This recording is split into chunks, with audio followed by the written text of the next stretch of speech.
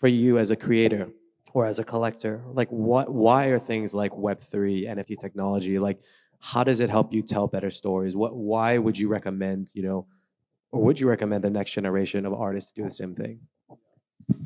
I think the main difference between Web3 and Web2 is the exciting idea of ownership, right? You get to, just like when you, play a video game, you choose your own avatar, or, there's this extra degree of personalization. You identify with your NFT, you identify with your avatar, right? So I think what I think should be exciting for other artists like myself, and what I try to advocate for other artists like myself, because there's still a stigma, right, against, Web3 and NFTs, and maybe even just, a doubt or a caution. A lot of people hear a lot of things, and even I've had my own personal roller coaster of a journey, even in just the short past 2 years.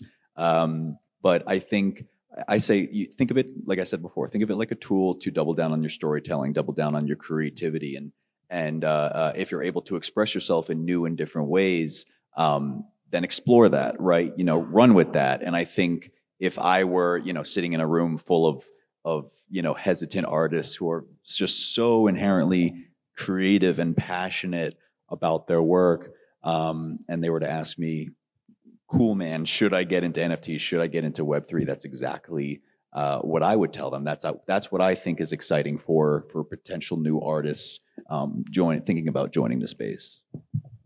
So would love to echo that. The decentralization side of it, looking at how basically looking at blockchain as a digital archive and looking as a ledger, and the information that you want to be on there is on there.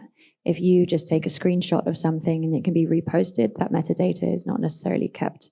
But if you look, and usually like a lot of these NFTs are working with IPFS, you can trace that back and you can see the dates of different things. It's just for your archive, basically, to understand where things are coming. There are obviously IP issues and copyright issues and everything, but that's a longer story.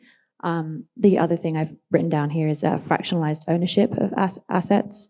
There's a lot of different companies out there that you can have partial ownership of an NFT of a larger artist and own part of a Picasso or part of it, whatever. That's a great way to feel connected and to be a part of something. But also looking at your smart contracts, looking at the remuneration for creative teams, especially digital creative production teams. It's not one person usually making a complex animation, it's lots of people. If they can be remunerated and that's automatic on the smart contract, that means the 5 people involved in that production are automatically being paid and getting the royalties from that artwork, which is something that is a little bit harder to do with traditional art selling ways. I don't know what the proper language is for that. I think that's it. Art selling ways. But it's really exciting, especially for video producers, animators, and people who are using digital creative production. So definitely the way forward. Yeah, as a gallery owner, I mean, Web3 is always keep me awake at night. I think this is decentralization, why artists still need a gallery to represent them, to sell to the end, art lover. So it keep me awake all the time. But I would say this is a change that we cannot escape. Then we need to embrace it.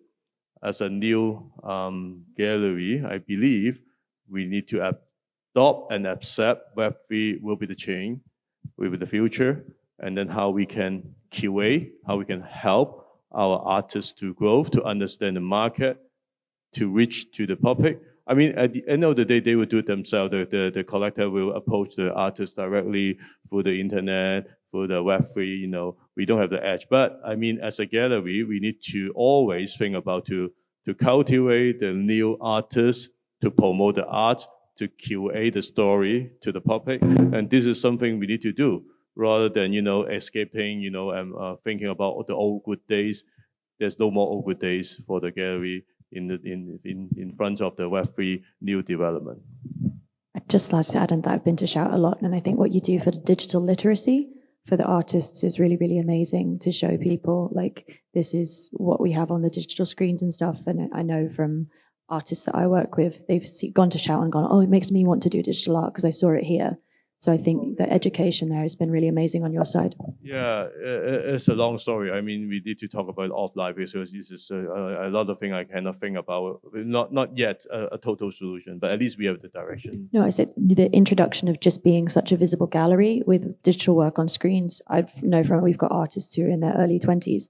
Their first interaction with digital art in Hong Kong was going to Shout Gallery. And then they're, oh, I know my art's art because I've seen this. And it just, the education side of that, I think is so important and valuable for what you've done. And there's an intersection between the offline and online. They need to see like this, the beautiful screen with the beautiful art, and then they will search that at home. I mean, this is kind of a value so far for the physical gallery to promote the digital art piece. Thanks.